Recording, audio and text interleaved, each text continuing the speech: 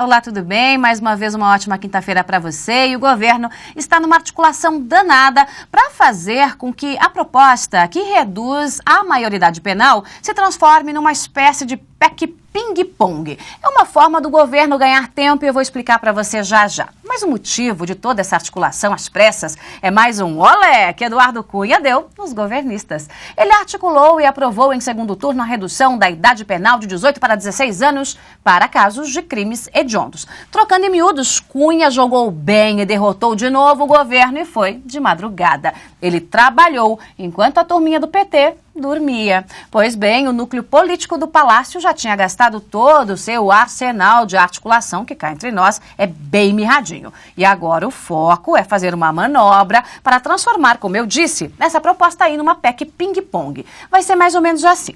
No Senado, a expectativa do PT é conseguir que Renan Calheiros, o subserviente, e seus leais senadores, junto com o PT, modifiquem o texto da emenda de um jeito que desagrade a Câmara. Assim, o texto volta para a casa de origem, que claro, mexerá de novo. Aí o texto volta para o Senado, que mexe mais uma vez, e aí fica no jogo do empurra-empurra do vai e vem. O Senado é uma casa bem menos hostil. É mais fácil o PT caminhar por lá. O fato é que essa briga vai longe e dos dois lados há argumentos sem fim. Em entrevista exclusiva à TV, o presidente da Câmara dos Deputados, Eduardo Cunha, disse que o problema é que o governo Dilma entrou na agenda do PT sem ouvir o clamor da sociedade.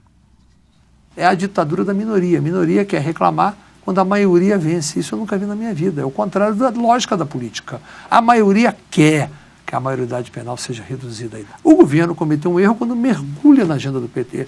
Então o governo mergulhou na agenda dos 9%. Eu propus o texto original com referendo, que eu queria ver o PT discutindo esse tema na eleição, mostrando para a sociedade por que ele defende essa manutenção da idade de 18 anos.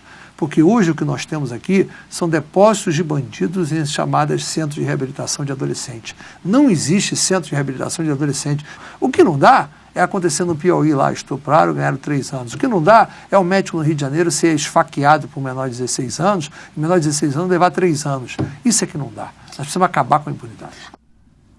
E do outro lado da rua a conversa é outra. O ministro da Justiça, José Eduardo Cardoso, diz que reduzir a maioridade penal é um retrocesso, que os criminosos com menos de 18 anos não compreendem o que fazem como adultos e que o mundo vai na contramão, elevando a maioridade.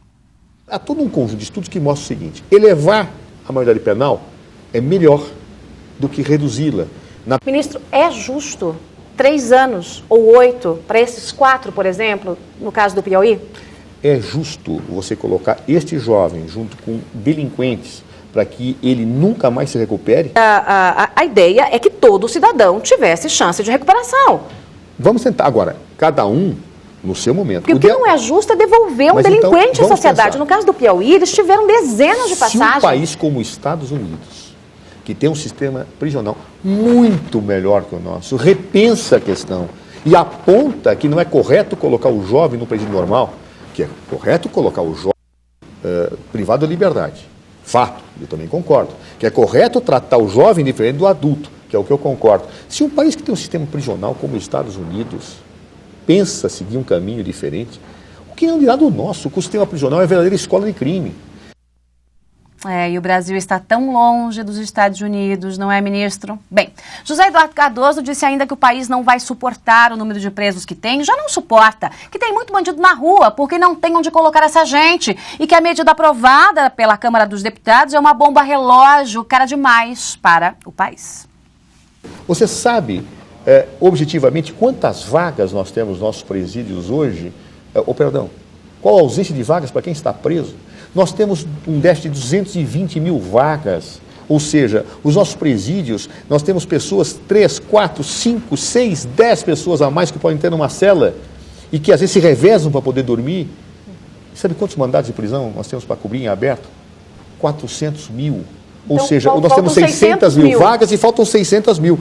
Se eu submeter o jovem ao Código Penal, não há alternativa. Olha, e não vai ter chance de se arrepender, viu, Joyce?